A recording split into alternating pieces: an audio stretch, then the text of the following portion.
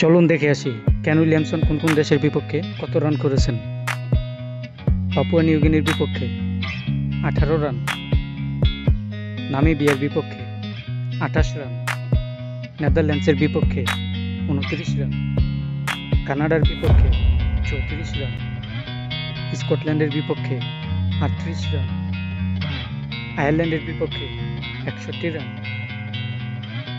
আফগানিস্তানের বিপক্ষে 161 রান, জিম্বাবুয়ের বিপক্ষে 859 রান,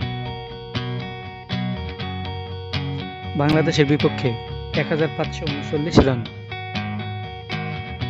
অস্ট্রেলিয়ার বিপক্ষে 1572 রান,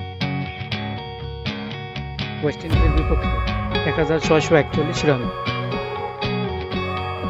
সাউথ আফ্রিকার বিপক্ষে 1927 রান, ইংল্যান্ডের বিপক্ষে 2233 রান, শ্রীলঙ্কার বিপক্ষে